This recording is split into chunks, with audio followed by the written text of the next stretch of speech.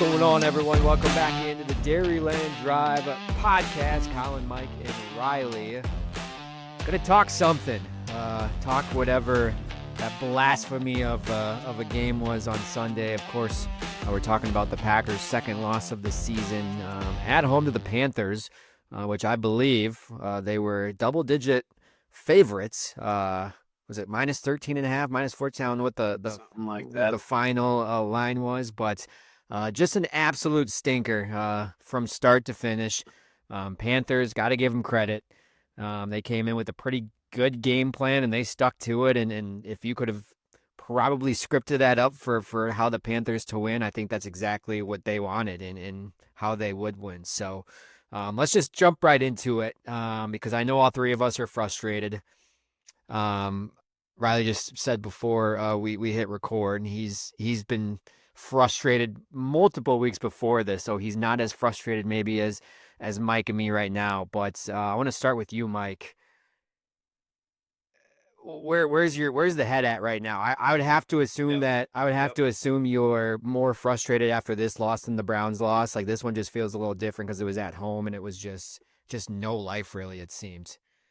All right, so after week 4, you guys were both saying, fire LaFleur, I'm out on Matt LaFleur. And I kind of defended him back then, right? Like, I've been pretty ardent Matt LaFleur defender up to this point.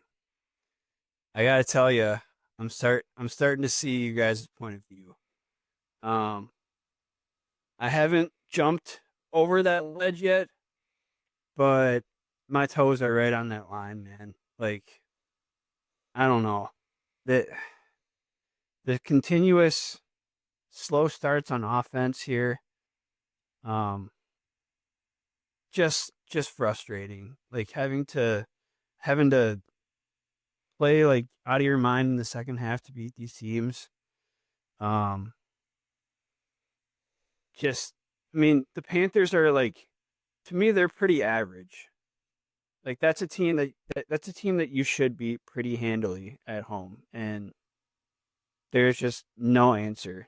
I mean, they got down to the red zone, 6, 7 times on Sunday, and did they score on any one possession? I think no punts, and you score 13 points. Like, I don't know, dude. I'll let the season play out, but I'm about as close as I can be to being out on believing in Matt LaFleur going forward. And there's way more that we'll get into, but yeah, I'm about at my wit's end here. Yeah, I mean, all I can add to it is, like, there's just no leadership on the team, like, and not even LaFleur, like, players-wise, like, they don't, like, there's nothing there, like, neither side of the ball, like, seemed like they wanted any part of being there on Sunday. But yeah, LaFleur doesn't get him ready to play. They don't respect him as, like, a motivator, obviously, because they come out like shit every single week. I'm not going to repeat the same stuff I said offensively, but, like, and I said it into the group chat yesterday, like they have the highest or top 3 percentage of, like, throws at the line of scrimmage, like, over the last 6 weeks, like, which should be fine if your quarterback was Bryce Young, like the Panthers have. Like, we have Jordan Love and we have weapons everywhere, and, like, he is the biggest arm in the NFL, arguably. But yeah, let's just keep throwing gimmicky bullshit at the line of scrimmage. Don't get it. And he was getting shit on pretty hard on, like, all NFL Network, ESPN networks, blah, blah, blah, talking about, like, is LaFleur, like, trying? Like, why? What is he trying to prove? Like, he's trying to prove that he's the smartest guy in the NFL and nobody asking the question. That was the best quote I heard. I don't even remember who said it. Somebody's like said, LaFleur is, like, trying to prove that he's the smartest coach in the NFL, and nobody is literally asked that question. Nobody cares. And he's still trying to prove it for some reason. So, I don't know. Yeah, special teams we can talk about, which at this point, like, it's on LaFleur. Like, dude, fire fucking Bisaccia. Why is McManus, like I said, ask this, like, whose decision? Why do we have 2 kickers on the roster still? Yep. Like, I understand what's happening. What is happening? Does it, like, nothing, like, I'm almost like good, like, if this keeps going, and like I don't know if Colin said this in the group chat or somebody out of like I don't even know if they're gonna make the playoffs. And like I'm honestly at the point where I don't want to throw the season away, but Jesus, I'm at a point where like I hope we miss the playoffs. Ned Policy just fucking cans both these dipshits. Like that's where I'm at. It's like Goody can say what he wants, and he like went out and got Micah Parsons, whatever. The offensive line sucks. The inside three plant, which I'm assuming was Goody's, is Banks was a miss. He's at average. He's average when he plays. He's dead again. Elton Jenkins is awful at center. And Jordan Morgan's just he's not a guard. He's not strong enough. He's not big enough. He cannot, Derek Brown beat the absolute shit on him on Sunday. Like he cannot play against any solid defensive tackle. He's just not big enough. And I'm not going to blame him. I think both tackles are playing. Zach Tom's fine. Obviously he's not playing. He's been hurt. So I don't know, but he's been fine. And Rasheed Walker is playing to the best of his ability as he's just an average tackle as well. But inside three suck. Obviously, the Tucker Craft news is going to put a whole thing on it, and we have zero depth behind them, and everybody's like, oh, Musgrave. It's like, well, yeah, LaFleur has also shown the last 8-9 weeks that he does not think Musgrave's worth a shit at all because he hasn't thrown to him a single time. So, like, we have no tight ends. Like, that's not according to me. That's according to the head coach because he has not used them. So, yeah, can't use our best player in offense because our offensive line can't run blocks. So Josh Jacobs is basically just like existing. No use. Can't use him. Doesn't matter. No tight end now, which is our best like pass catching threat. So yeah, it's not looking real bright here. The defense, like everybody was like, oh, Halfley's going to be up for a head coach. No, he's not. Like, sorry. These fucking defensive players don't play for him either. Like, fuck, you got to put it on him a little bit too. Like, they don't fucking come out and play half the time. So everybody's like, oh, yeah, he's a player's coach. No, he's not. They don't fucking try either on defense. So all in all, I'm just kind of a whole shit show right now that I don't know if it's going to even capable of getting fixed. So that's my mindset. Yeah, I mean, I think this is all warranted, right? Like, Matt LaFleur is going to have to take it on the chin, like, all week. Like, I think that's what he deserved after just his team's performance, and I think just some of his decisions. I have a feeling a lot of Packer fans right now are going to be the same boat as what we're going to kind of give our opinions in. But I want to start with this whole kicker situation because I still can't figure it out. Like, that's probably the most frustrating part in decision-making, like, right now, like, with LaFleur. Just like some of the comments he made, too. Like, it started... What it started last week where he says he doesn't talk to McManus. He doesn't talk to the kickers. He just seems... Was that said in jest, though? No, I think he said that like in a quote, didn't he? Wasn't he like quoted on that either in like a presser?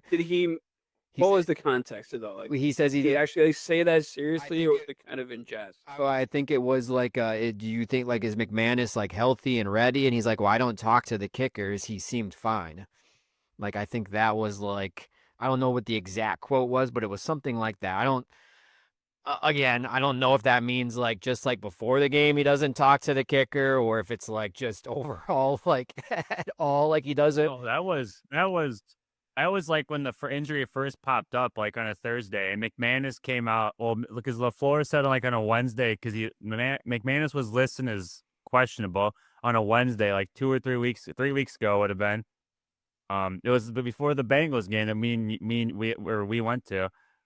He was listed as randomly questionable on a Wednesday, or limited on a Wednesday, and at the end they were like, "What?" Everybody's like, "What the hell's wrong with McManus?" And LaFleur just said like, "Oh, like it was injury, blah blah, didn't really whatever." Next day they talked to McManus, and like he's like, "I haven't even." It was McManus that said it. He's like, I haven't even spoken to LaFleur. Like, I don't know why I'm on there. That's the way. It wasn't LaFleur said it. It was McManus said, LaFleur hasn't even talked to me to even know what's wrong with me, basically.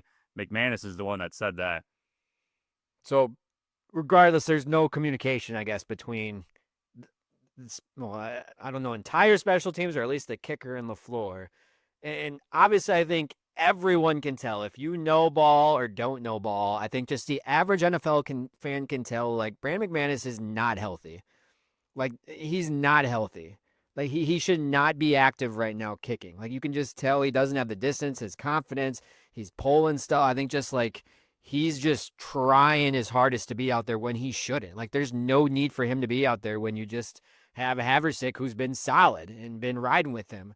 So to me, that like it makes no sense why you're carrying two kickers on the 53 and why like if you're going to do that, But like what's even more maddening is LaFleur doubled down on it yesterday and said they're going to keep riding with them. Like, yeah. why are you continuing to carry two kickers on the roster when McManus clearly is not healthy? Like, sit him down on IR for 4 weeks. 100%. Let Haversick go.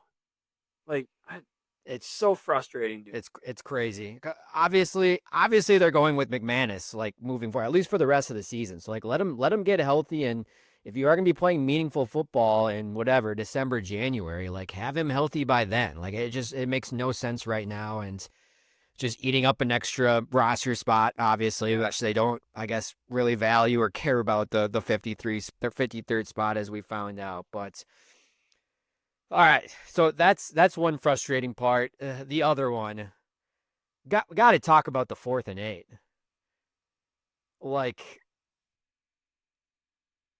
I don't know. I honestly don't know what to take away from it because like I think it's not just the 4th and 8. I think it's the 3rd down lost yards and they went backwards, and then he still went for it like on 4th and 8 when basically all of his skill guys were out at that point. Because what? Golden was out. Tucker Kraft was obviously hurt at that point. He was down to Malik Heath and Romeo Doubs, and like Christian Watson was like in and out. So I don't know. I was shocked. I mean, I want to know like what the probability of was like converting that. Like obviously we can do like a after it happened, of course we can bash on him now. But I think just thinking that like in that moment, I was quite shocked that he went from that. And again, I don't know if it had any really final impact on the game. Would that have led to them potentially having the victory or not? I don't know. We can't really go there. But I think it was just like the decision in itself and kind of just that whole like Mike talked about the struggles in the red zone, but the 3rd down behind the line of scrimmage that Riley referenced earlier, you lose yards and then you come back out on 4th and 8, where Love should have thrown a second interception. Like you can't put it all on Love because he was just running around from his life, but like that throw was like just absurd. Like it was. Luckily, the guy dropped it because that might have been a pick 6 and like ended the game there because I don't know if anyone was in front of him, but no one was open. No one like came back to the ball to him. Like they were all just standing around. When they show like the all 22 and the like the end zone view, like no receiver like tried to work to get open. Like Romeo Doubs was standing out of bounds. Like even if he caught that, it would have been a penalty because he was out of bounds and he went out of bounds on himself. So I don't know. I want to know what's your guys' thoughts on that because it's just part of LaFleur and like his inconsistency, like when he's aggressive, when he's not aggressive. Like I can't figure it out. I don't think he can figure it out. It's so, I don't know. It's so frustrating and so just weird of when he chooses to be aggressive. It's emotionally driven. We've talked about it how many times with him. Like he's such an emotional coach. Like I don't know. I mean, I think he said afterward he talked to his staff, whatever, and they said there's like a 1% difference between kicking the field goal or going for it or whatever. I don't know. It felt so emotionally driven, like he's so prone to do. But I also think too, I think part of it too was he didn't trust McManus at that point, and that like makes it even more frustrating. Probably. I think that had something in his mind, whereas like one, McManus shouldn't fucking be out there, but he didn't trust him enough to kick a 35-yarder instead of went for it on 4th, and I think that had something to do with it too. Yeah, that's definitely had something to do with it. I wasn't even pissed about that at that point. I was still pissed off about it. And I texted you guys like in a random 3rd and 11 in the first half where he did a dump off screen to Golden just to get a few yards. Like fucking Jordan Love's didn't just come off one of the best games of his fucking career, and it's the NFL. Like we can't like why are we like just punting? Not didn't actually punt, but why are we punting on a possession basically on a 3rd and 11? Like we can't do. It's just yeah, it's so inconsistent. Then he goes for it in the 4th, and I don't know. LaFleur doesn't. Yeah, I don't know if he's just identity crisis or what it is, but he's got to figure out what kind of coach he's going to be because Yeah, he's just very inconsistent. I don't think the players don't know. Like, I don't know. Nobody really knows. Yeah. And I think it was Aaron Nagler. I think I was listening to a little bit of his like gut reactions afterwards, and I think he kind of said it perfectly. Where sometimes LaFleur calls plays and coaches the team he wish he had instead of like the team he actually has. And I think that like has a lot to do with his struggles. Is he wants to run the ball, and like that's what he wants to do. He wants to set up the pass off the run, but they just can't freaking run the ball right now consistently. And set themselves up for success like he wants them to. And instead of just fully adapting to, you mentioned, just put it on Love's shoulders. Let him air it out. Let him be aggressive early on. He just refuses to do that.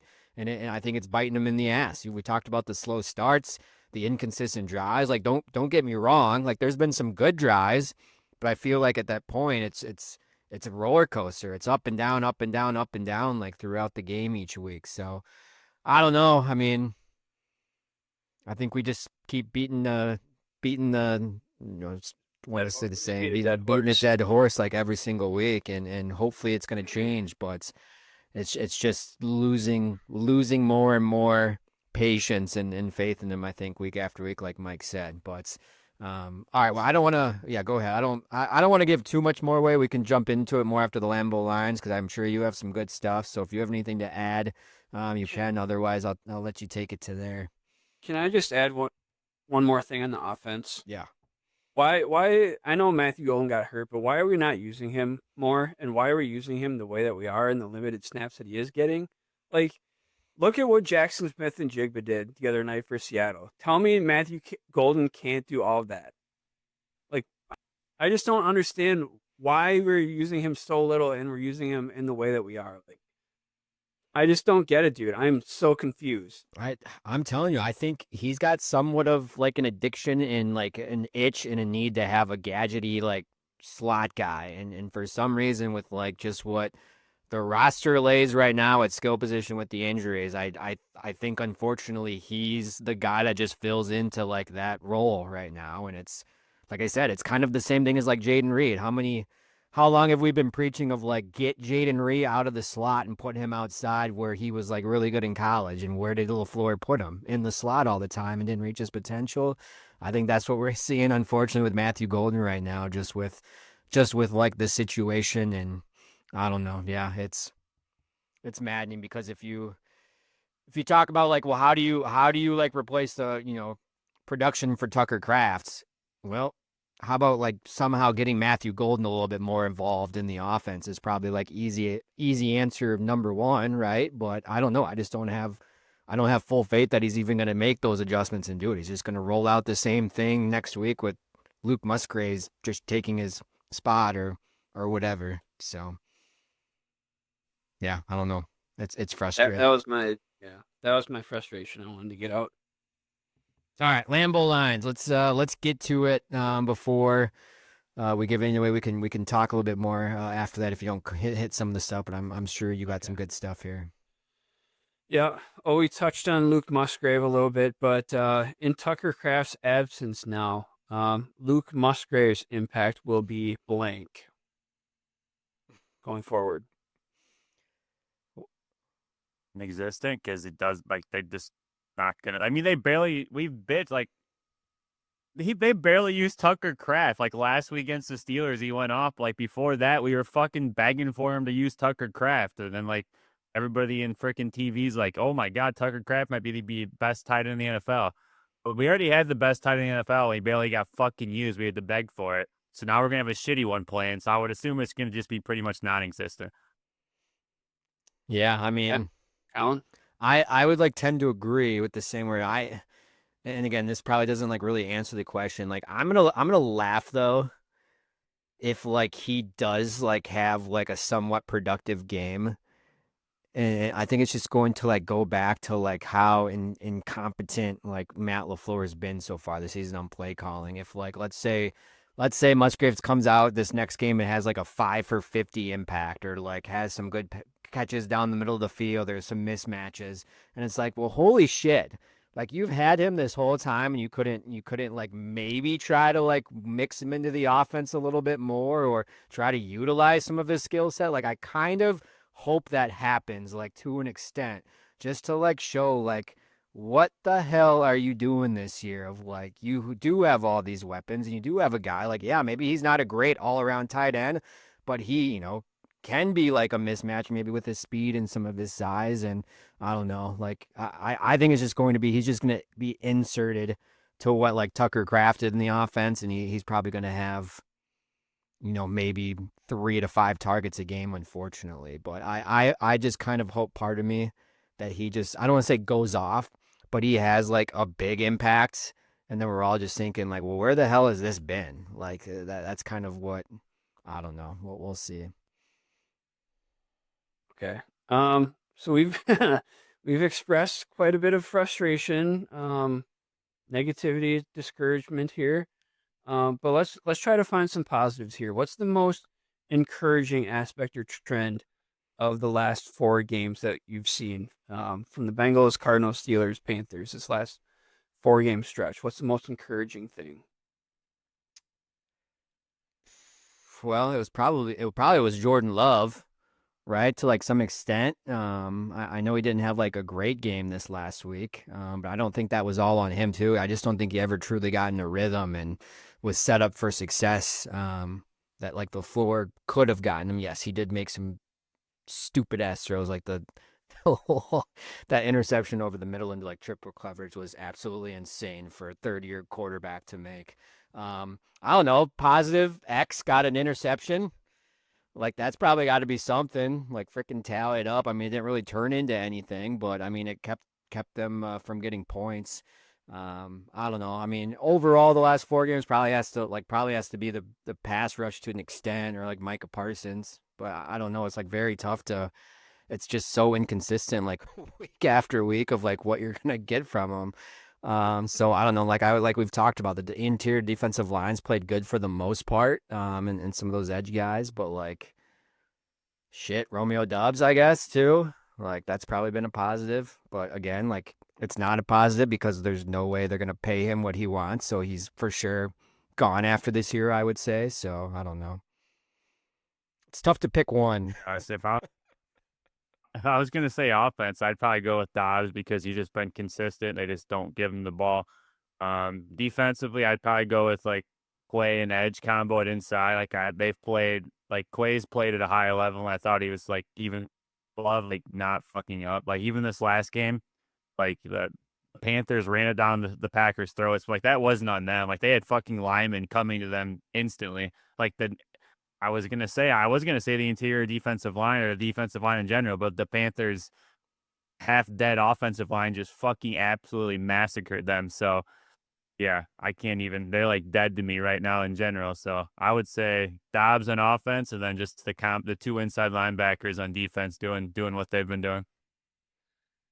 All right, and our last one. We did this after the first quarter of the season. So now we're about 2 quarters of the way into the season. We'll look ahead to the next 4 games here. We got Eagles at home, on the road at the Giants, Vikings at home, and then at the Lions on Thanksgiving. The Packers' record in those 4 games will be blank. 2-2. That's what I was gonna say, but I don't know, I'm gonna be on the optimistic side and say 3-1. I'm gonna say they win the next 3 and then lose to the Lions on the road. So I think 2-2 is optimistic. I don't know. I don't want to. Yeah, I'll give too much away in my pick 'em, but I don't know. I think it's a pretty pivotal point right now. Not only like obvious of the season, but like of Matt LaFleur's tenure as like head coach. Like I think this is a make or break week for him. And like you just mentioned, this stretch of 4 games, I think too, is going to make or break the season. Because that's the crazy thing is like how frustrated we've been. We're still first in the NFC North, which like is saying something. Like I don't know if that's like a positive, or I would think it has to be a positive, but like also in the same breath, if we lose one game, we could go from first in the NFC North all the way down to like last, or like flirting with last. So it's like it's such a fine line right now. Just like in the NFC in general and like the division. So I don't know. I'm trying to like be optimistic and say they bounce back and I don't know. It's the NFL. It's so weird. Like none of us had the freaking Vikings coming out and beating the Lions, and the freaking Colts, getting dominated by the Steelers after they've been rolling. So it's tough to win games in the NFL. So it's really like a week by week thing. So like yeah, this last week fucking sucked and it was total shit, but kind of just have to like throw it in the trash and like move on and hopefully they freaking respond. 'Cause if they don't respond, if they come out and it looks the same this week, then yes, it's gonna be a long rest of the season. I think like this is like all on the floor. This is all on like the players. Like you just played like shit at home. How are you gonna respond like this week on like a huge matchup? Obviously, like a massive matchup at home, with the Eagles. So I don't know. That's where I'm at right now. All right, here's your Lambeau lines. There's our Lambeau lines. There's a couple more things I wanted to bring up. Oh yeah, the stop and the run. So the rush defense. How big of a concern is that? Do you think that's just like a one-time thing? Because I think going into this week, weren't we one of the top rush defenses like in the entire league, or the top rush defense in the entire league?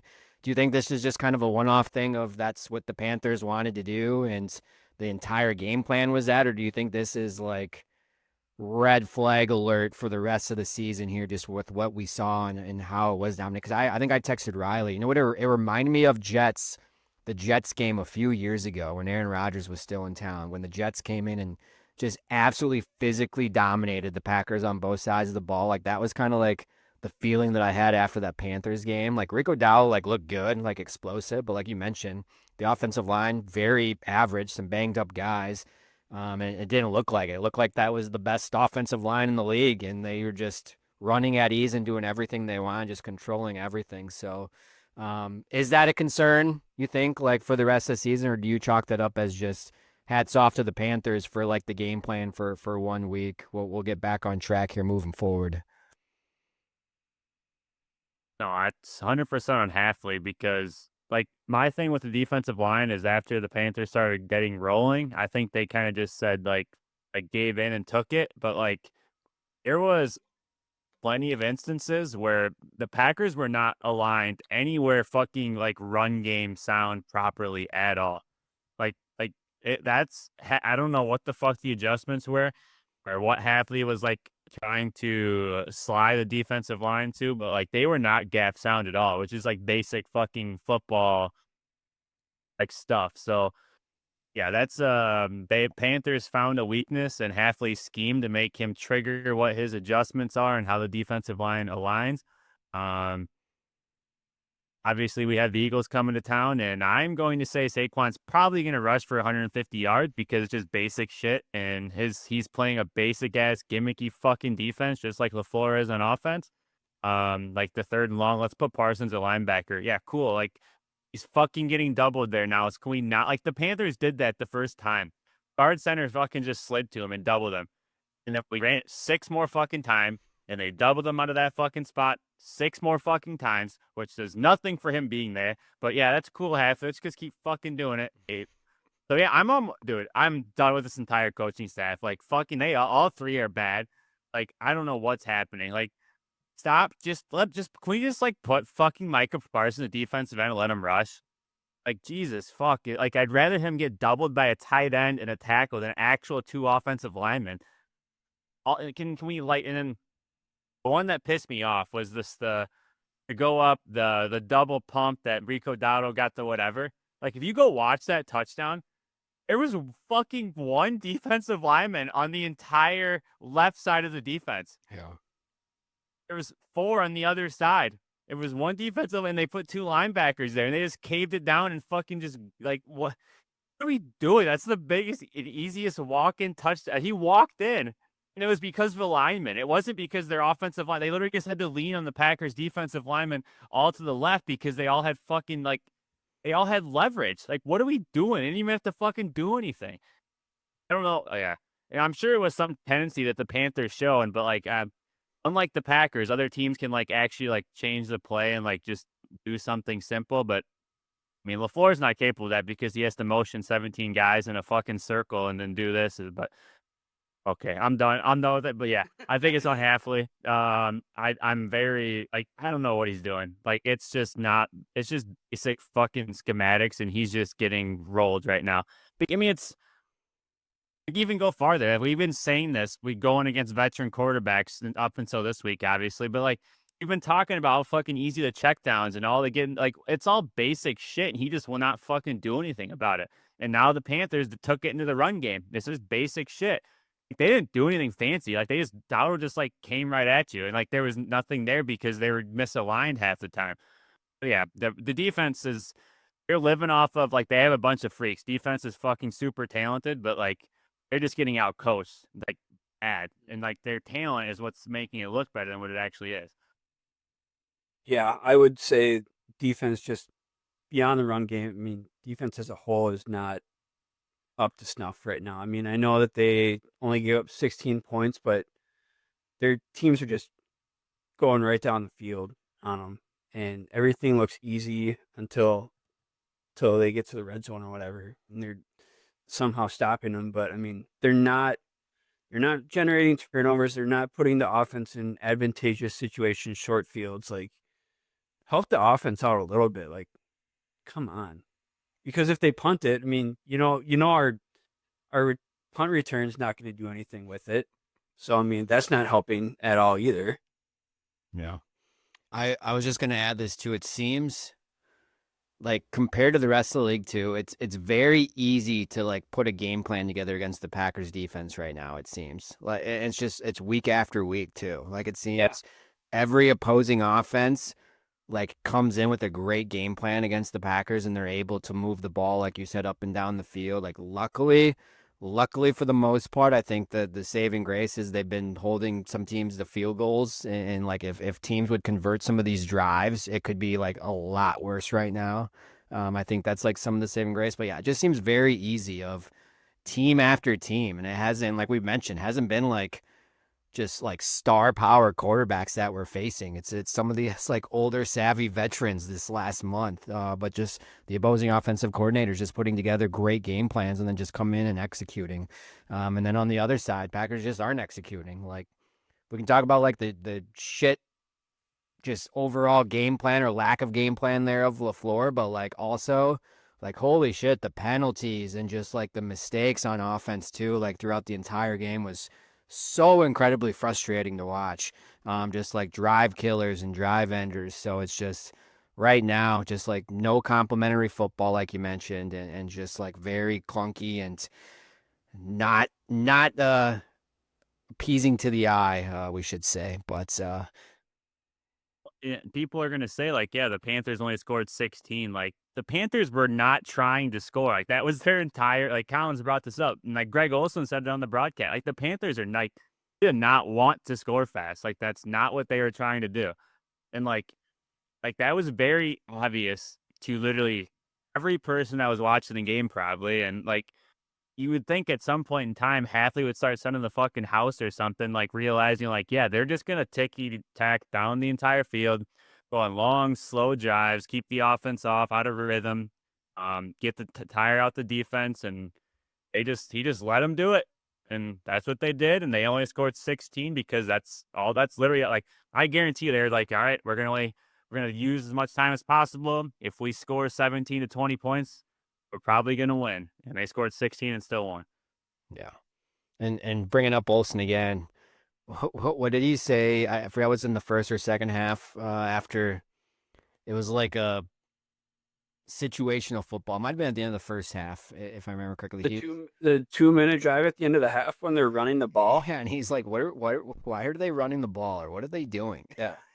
It's just kind of like join the club, Mr. Olsen. We've been saying this for a while, but yeah, that was just more of a situational thing, I know. But all right, well, let's put a lid on Packers talk and go to 3 and out. Got a little bit of a mixed bag this week. We're gonna start with first down. We're gonna stay in the NFC North. Some crazy games overall. I mean, the Bears, that was just absolute insanity of just back and forth, and then obviously the last minute touchdown. And like we all predicted, of course, the Vikings, coming with J.J. McCarthy and beating the Lions. No one probably predicted that. So I'm going to ask you right now, after 9 weeks, what is your power rankings right now in the NFC North if you had to stack all 4 teams up right now at this moment after 9 weeks? I'd still probably go Lions 1, Packers 2, Bears 3, Vikings 4. But I mean, you can make an argument any which way, and I listen to it. But that's what I'm going with for now.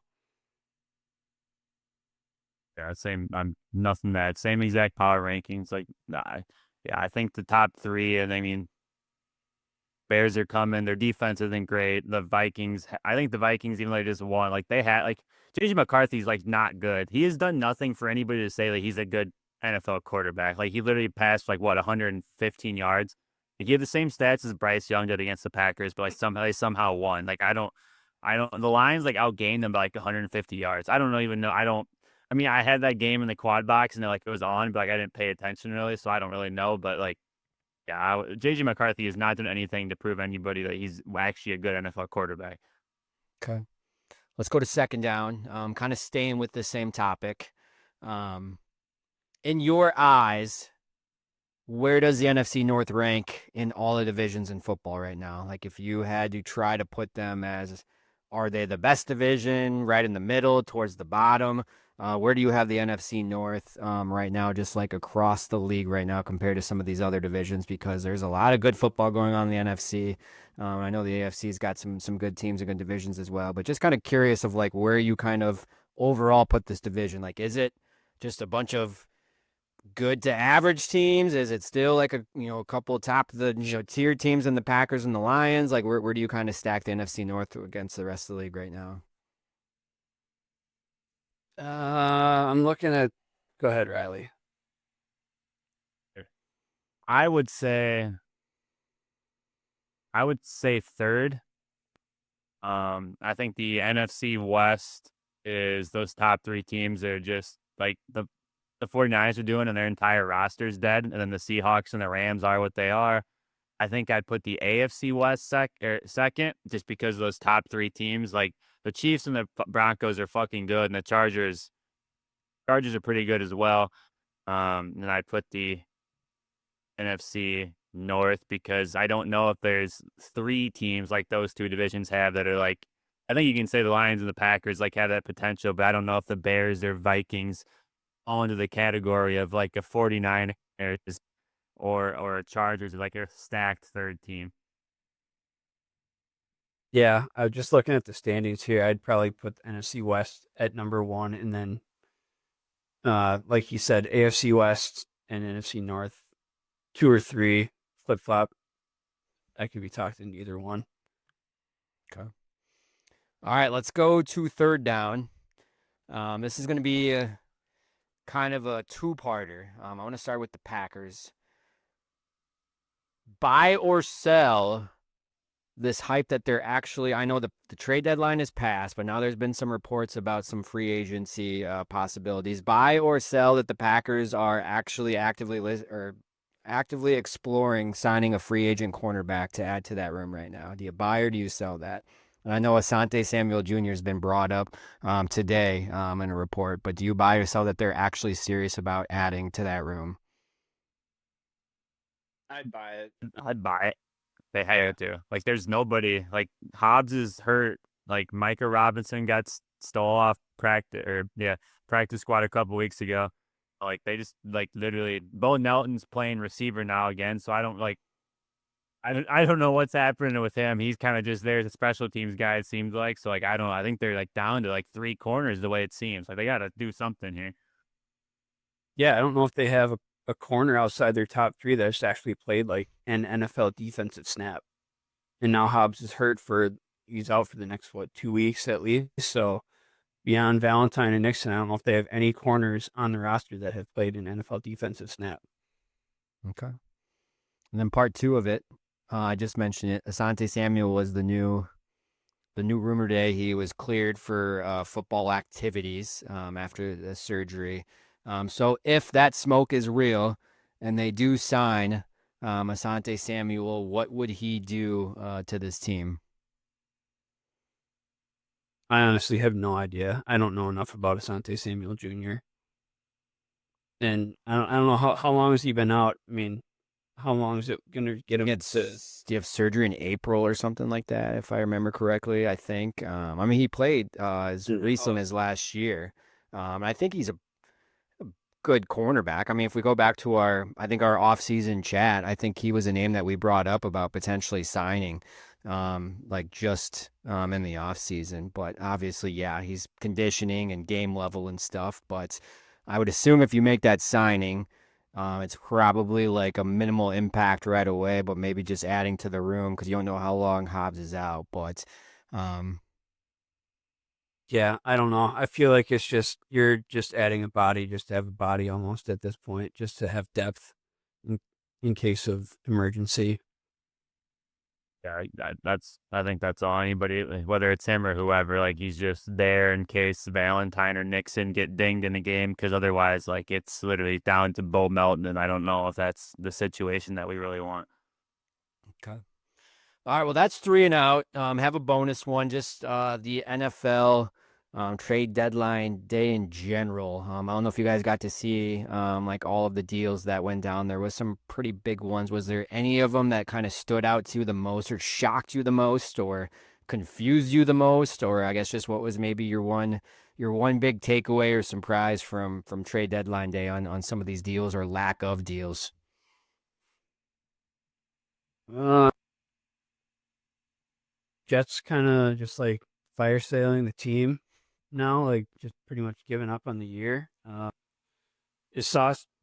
I've seen people online say that Sauce Gardner hasn't been really that good for like a year and a half. Um, what do you guys think of that? And is he going to be like the legit player in Indy now?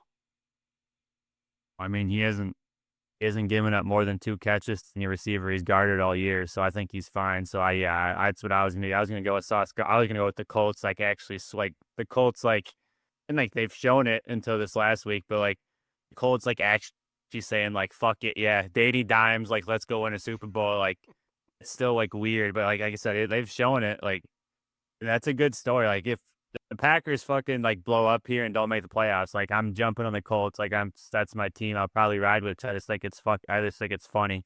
I've always liked Shane Steichen as well, but yeah, I would go with the Colts like full out swinging here, saying like yeah, on year one with Danny Dimes, didn't even know if he was going to start this year. They're just all in on it, and yeah, so that's what I would go with. Okay. Well, that's our NFL talk, 3 and out, and a little Packers Lambeau lines. Before we get to the final drive, I have to talk about the opening night of college basketball. Some high-scoring games, my goodness. Um, so I just want to hear Riley's take real quick, Mike. I'm assuming you probably just maybe watched the highlights of Wisconsin or anything or whatsoever. Okay, yeah, which is fair. I was thinking about this too. Like Wisconsin's usually up and down like in November, part of December. They really don't usually turn it on till like around the new year, and that's when people start saying, "Oh shit, Guard's got another team that's pretty good again." So maybe not a lot of people watch them in November and December, but if you are gonna watch them, like John Blackwell's pretty fucking good. Like I think last night I just like watched the highlights and saw the stat line. Like I think he's elite level. I feel pretty damn good about like my first team All Big Ten selection with him, but obviously he's got to do it over the course of the game and league play. But I think he's going to have a pretty big year and maybe work his way into maybe second round draft pick conversation just with like his size and athleticism. But got to talk about Illinois though. That's why everyone's here to hear how the Illini put up 100 plus and win by was it almost 60, just under 60 point. All the itches, well, a couple of the itches didn't play, but I would have to think Riley, your big takeaway was David Mirkovic is a freaking Yeah, I stud. fucked up. I put the wrong Illinois guy on my first team. Like, yeah, David is going to. He's a problem. Like, I don't know how people, especially if any like all three, if Ty Rodgers can somehow get back, and obviously the two other people that I would assume will be in the starting lineup with Petrovic and Stojakovic, like, I don't know how you deal with him. If Jake Davis and Hummerkaus played well, like they're going to be off the bench guys, that's fine. Big Z's fucking terrible. Like, I'm already done. I don't need to watch him play. He can't play. Like, I don't fucking care. Just look Awful. Yeah. Yeah. I think Wagler can give you 8 minutes a game and he'll just play defense and do his thing. But it'll be interesting to see how those two itches come back and can join and what they actually do. But I don't know if Stojakovic can outplay Irtovic, but he's pretty fucking good. He just doesn't, I don't know. Everything's like and he's like not going fast, but everything's just like in slow motion around him. It's so far to watch him bring the ball up the floor. He's like, it's like I'm watching like a fifth grader learning how to dribble. Like the ball, like he's bent over, like going kind of slow, not too fast, under control. The ball does not go above his kneecap. Like there's nobody within 20 feet of him. Ball's still not going above his kneecap. Like, can't do it. Will not do it. So fundamental. It's so funny to watch. Yeah. All I have to add is if Illinois gets that version of Ben Rickhouse this season, like if that's your 6th or 7th guy, like, oh shit. Like, I just love how he played. I think he played hard and he actually made his shots. Obviously, they made 17 threes last night, Mike, which was one away from a program record. So just absolutely shot the lights out of the gym. But yeah, it's gonna be interesting when those two guys do come back, what it looks like. My big takeaway though from the whole night is, like, I know people are talking about Purdue as the clear favorites. I watched them a little bit. We're recording this on a Tuesday. I watched them a little bit tonight. They're good. Like, they're going to be really good. But, like, I don't know. I think Michigan and Illinois are going to be right there. Like, Illinois looked good. Fucking Michigan looked really good. Just with, like, all their depth and skill and size and, like, everything they have.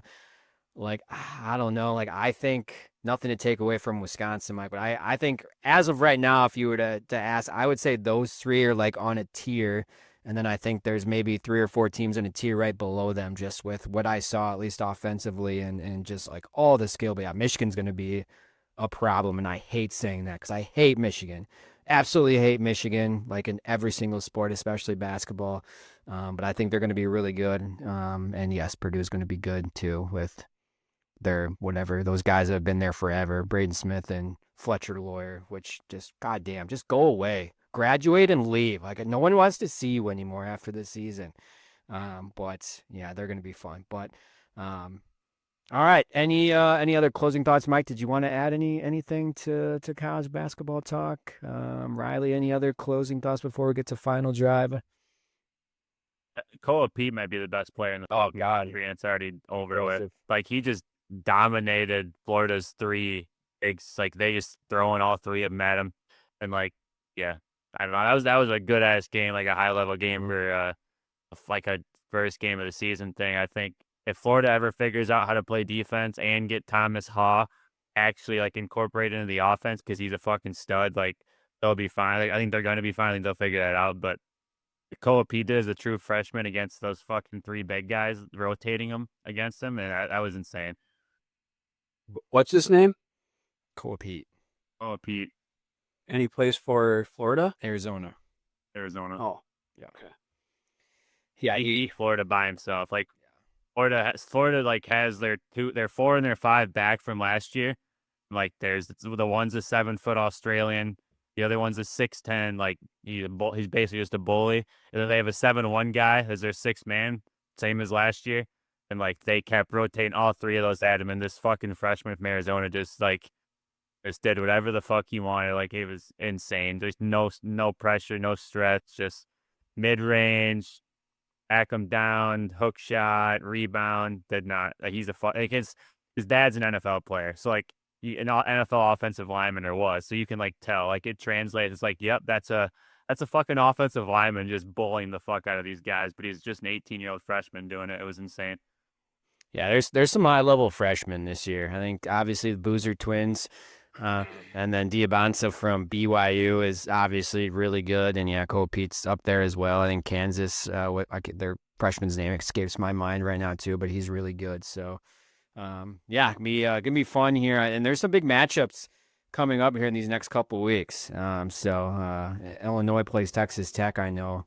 I think a week from tonight, actually. We're recording this on the Tuesday. They play Texas Tech, so that's a top 20 matchup next Tuesday as well. So, all right, let's get in to the final drive. I'm going to get it over to Mike just to give a little update and recap. Where are we sitting now after 9 weeks in the standings? All right. So best week last week was Collin. He went 3-2, which puts him at 21 and 24-1 on the year. Riley went 2-3, puts him at 22, 23-1. And I went 1-4. Tough week for me. Okay. I'm also at 22, 23-1. Wow. We are all below 500 right now. What is the NFL like?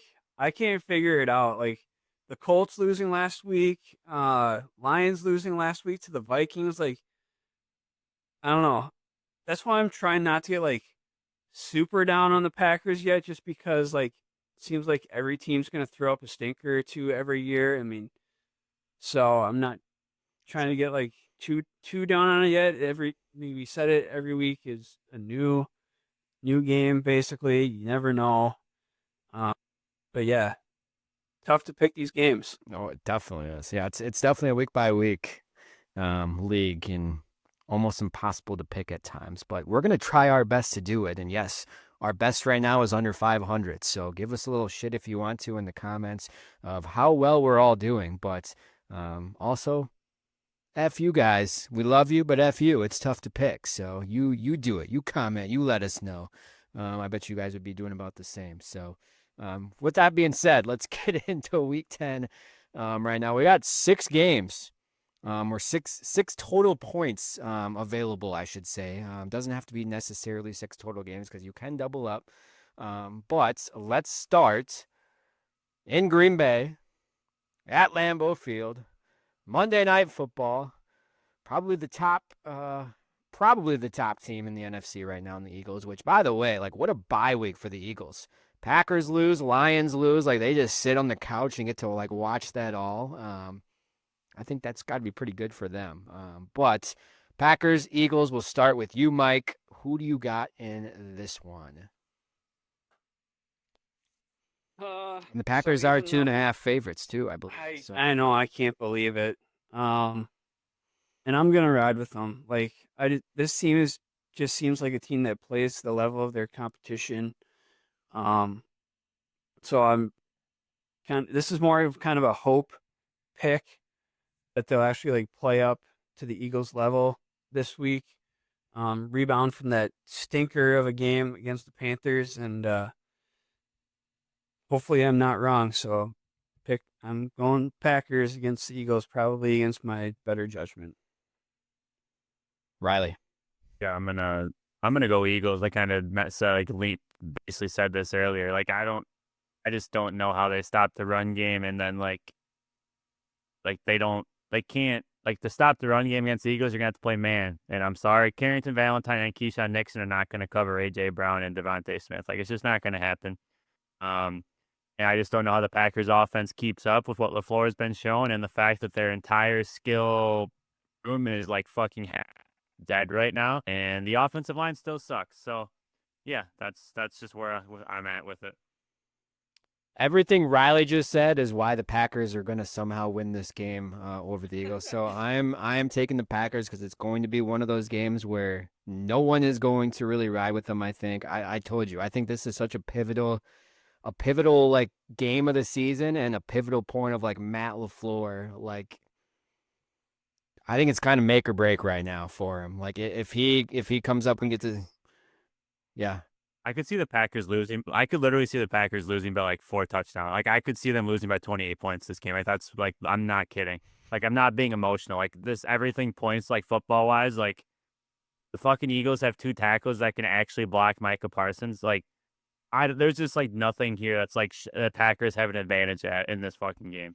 Well, it kind of feels like the playoff game last year where like offensively, it's going to be like very, very tough to like just get anything going, like what the playoff game was last year, and then Saquon Barkley just really taking over and winning, I guess, both games last year played against the Eagles. But I don't know. I think this is, I don't want to call this a must win for the Packers, but I think it's close to like a must win as possible. Like you cannot lose 2 games in a row at home. I think the crowd's going to be crazy. It's going to be like 30, probably like low 30s at like kickoff, so it's going to be chilly. Um, I don't know if that's like what that has to do with anything, if that's going to benefit the Packers, but I don't know. I'm just Probably benefits the Eagles more. I'm gonna say the Packers somehow just like pull one out of their asses and win. It's probably gonna be like a fucking Brandon McManus field goal too. Like just shut everyone up. It'll be like a We need to game-winning make field goal. we need to make a side bet on what the over under on attempts of the tush push are, because this is a personal, like, we're all forgetting this game's fucking personal for the Eagles. They fucking hate the Packers for this proposal. Like, that's something that's also been in my mind. Like, they're going to fucking try to bury the Packers. Like, they're going to try to whatever. And they're going to run the tush push at least 12 to 15 times. Oh, wow. Okay. I was going to set it like 5.5. You're going way over. And 5, they're just going to run it 2 plays in a row, just fucking every fucking time. They're just going to, like, they do not, I guarantee they do not care. Like, it's been in a bye week. They're going to have the tush push, and then they're going to have about 17 variations off of it. And it's the Packers are going to see everything this week. Okay. Yeah. All right. I agree with I agree. Everything in my mind says advantage Eagles, but we just talked about football's weird, man. I don't know. Something it's just weird. I feel like somehow stupidly the Packers will pull it out. Probably wrong, but hopefully not. Well, there's two. I think. Sorry, we'll go to the next game. I think there's 2 big factors. Does Matthew Golden play? And then, like, I know you mentioned AJ Brown. I know he missed last game or last couple games, has been banged up. I think those are 2 pretty, well, probably more so for the Eagles. Passing. We'll see still what Matthew Golden means to like the Packers offense. But if Golden's out, like, goddamn, like, well, yeah, what is the pass game gonna look like? It's gonna probably be tough sledding. A lot of Christian Watson and Dobbs, I would imagine. He's day to day, so I would say that leans toward him playing. But I mean, does that really even matter if they don't use him? Yeah. Point taken. All right. Let's go to the next game. The Bears coming off of miraculous last minute. I don't even want to say come from behind win. I guess it was technically a come from behind win. That whole fourth quarter was just wanky. But Bears, they take on Jackson Dart and the Giants. Who do we got this week? We'll start with you, Riley. I just got to go to the Bears. Like, I can see him losing, but like I can't pick the Giants. I will also go Bears. Yeah. Okay, 3 for 3. I'm also taking the Bears. Okay, let's go to the next game. A sudden hot Ravens team who's got a little life in them. They take on the Vikings team coming off a big win against the Lions. So I will get us started. I don't think the Vikings get another win in a row. I think the Ravens are going, their schedule is very favorable coming up like these next 3 or 4 weeks. And that's probably bad news for the Packers later on in the season, because I think they're going to get a completely different version of like a rolling playoff ready Ravens team there, and like whatever that is, week 16, week 17. So I think the Ravens are going to beat the Vikings and keep it rolling. Yeah, I got the Ravens here too. I actually struggled with this one a little bit just because it's on the road. But I ultimately came to the Ravens here as well. Yeah, the Steelers upsetting the Colts last week is going to hold the Ravens' feet to the fire even more. Like, they can't lose again. Like, they have to keep winning. So Ravens here.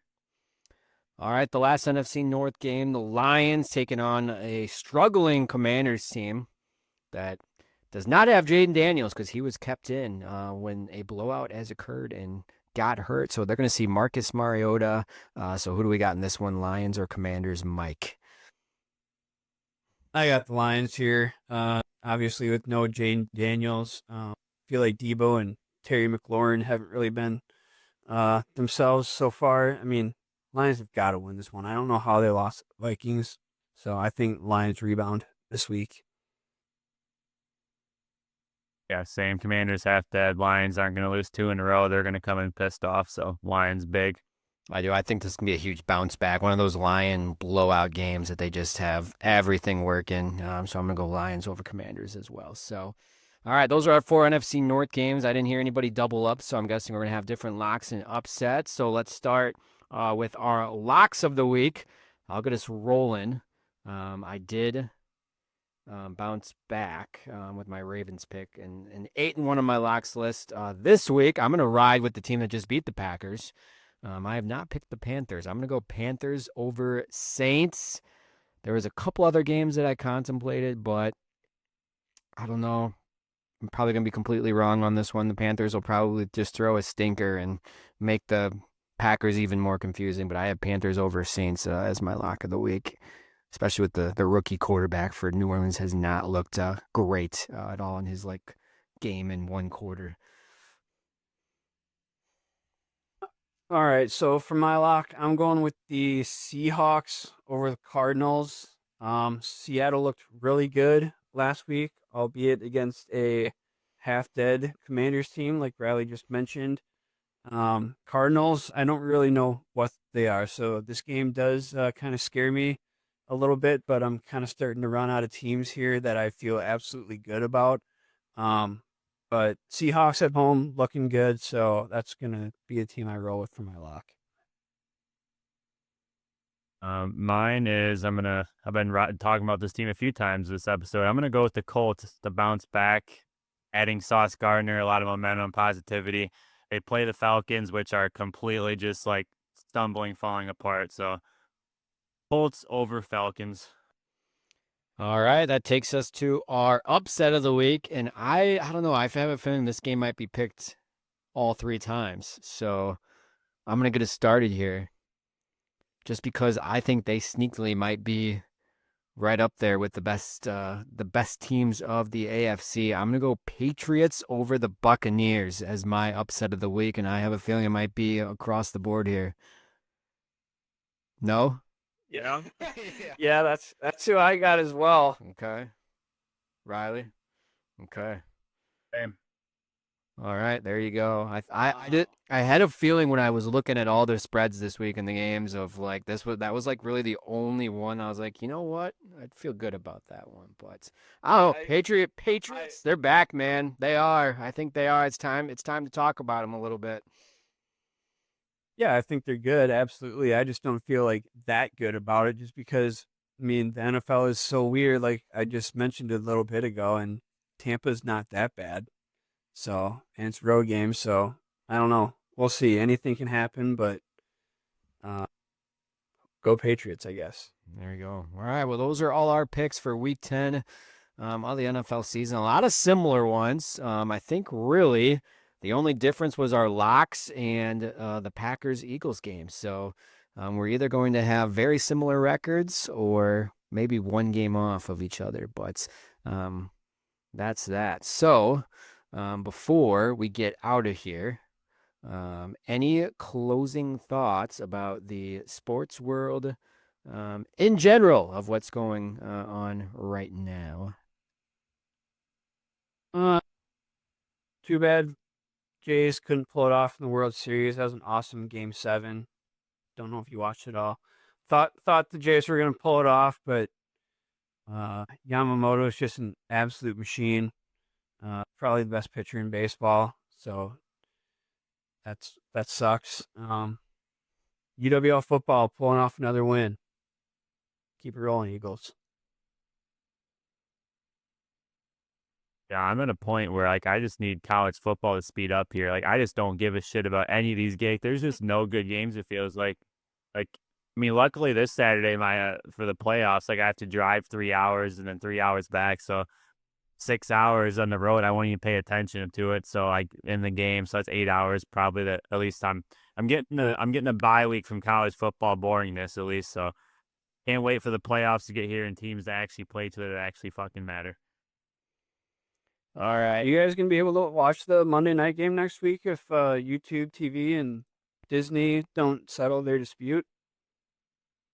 I'll Is that a way to watch it? I'll have to get some like bunny. Well, I actually have bunny ears. I think 'cause I think it's on ABC as well. Usually, I'm sure if the Packers, it might be on local ABC. Otherwise, I'll probably just do like a free trial to like Hulu or Sling or something for like a week. But yeah, that's kind of crap. Tired of this nonsense. I know. Luckily, the Big Ten, I think, is like Yeah. barely on ESPN, I think. So, like, that's like the one like saving grace. But yeah, some just like random stuff here and there will be on it. That kind of sucks to not see it.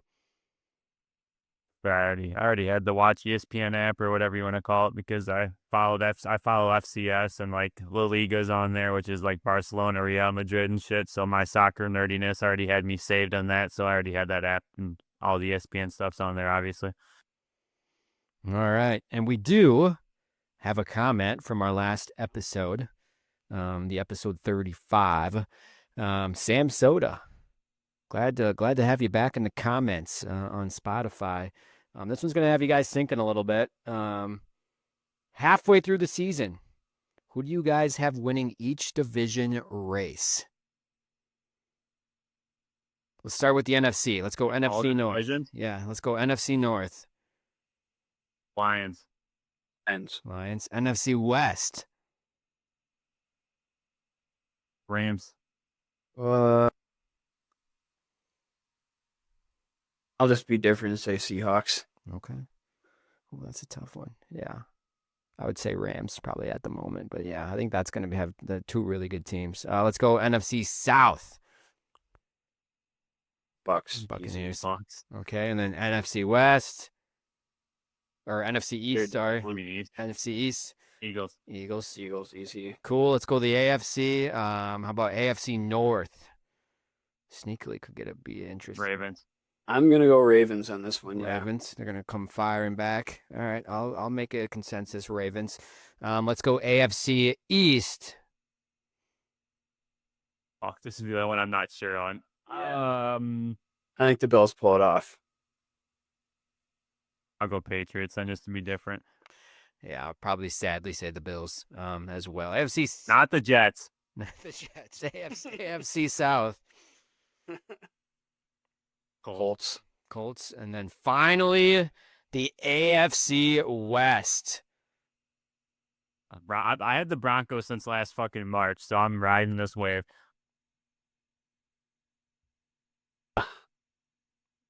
God. I think they do too. They That's just keep winning games, man. Like they win games in like all these different ways. And they're a good team that finds way to win, where the Packers are a bad team that finds way to lose right now. It's just complete opposite. So They have the best defense in the NFL, and they're not even fucking healthy. Like, Yeah. just wait. Like, they're going to get better. Have they played the Chiefs yet? no, they have not. They got to play them twice. It's not. It is coming up. I think they play the Raiders Thursday, and then I think it's the week after that. Yeah, that's gonna determine it. I think. Yeah, I'll go with Broncos for now. I'll reserve my right to change that. All right. All right. Well, there you go, Sam. There's all of our 8 picks to win each division. So appreciate you commenting on there. Thanks, Sam. Give you a little love there, but all right. Well, let's hopefully next week a little more positive things to talk about. I know just how Mike's question about just some positive takeaways the last 4 weeks. Maybe we'll have some more or have none after this next Monday night. But if you are going to the game, be loud as shit. I'm gonna need you. I think the defense. Soul package. We need you. 100% is going to need you, and we'll see what Matt LaFleur and the offense trot out there. But all right, well, let's get out of here. Everyone, thanks for listening to the Dairyland Drive podcast as always. Keep giving us those 5-star reviews. Keep commenting. Keep sharing us on whatever you listen to your podcast. Spotify, Apple. You're on the YouTube channel. We appreciate each and every one of you every week. But as always, Collin, Mike, and Riley, thanks for listening. We'll see you next episode. Go Pack, go.